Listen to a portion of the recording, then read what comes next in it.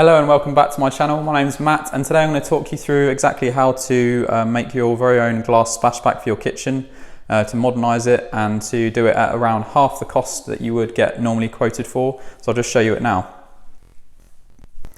So I've got this nice aqua coloured glass splashback that wraps all the way around the wall. This is actually the natural colour of the glass. If you look at a piece of glass sideways, you've got this green tint to it. That's this green tint here. So I've actually got a white background on the glass.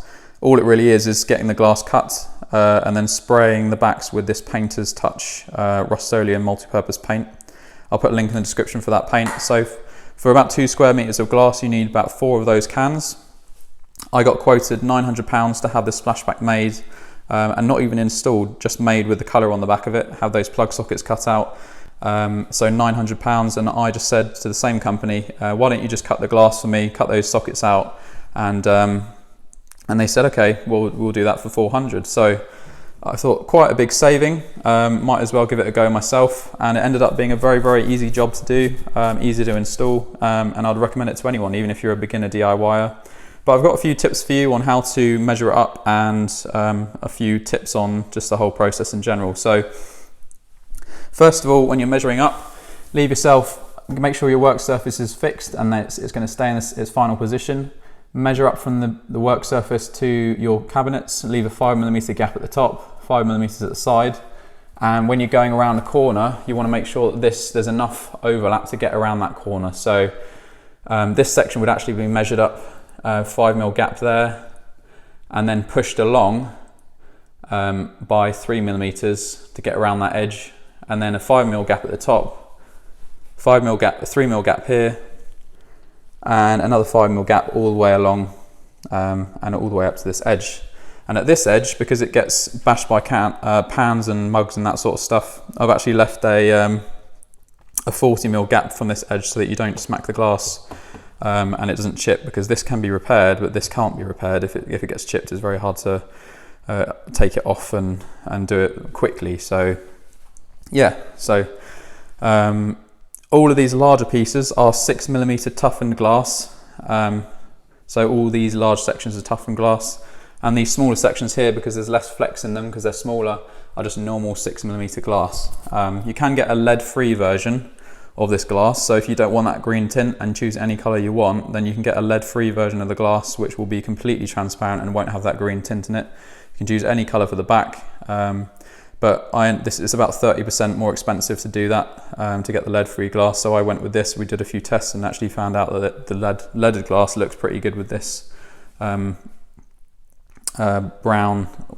birch ply kitchen. So yeah, so I think it looks pretty good. Another tip I've got is on these plug sockets, make sure you get a bit of paint on your finger and line the inside.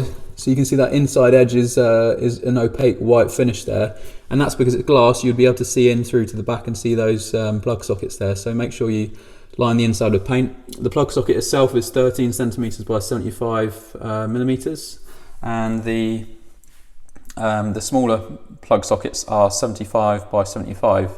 But I wouldn't recommend going any smaller than 30mm between them, and make sure you get your silicone on the back side going through this edge so that it's supported when you tighten the plug socket up against the wall, that this doesn't flex and then crack when you're fitting it. So yeah, there's a few tips there for you. It's a very, very simple job.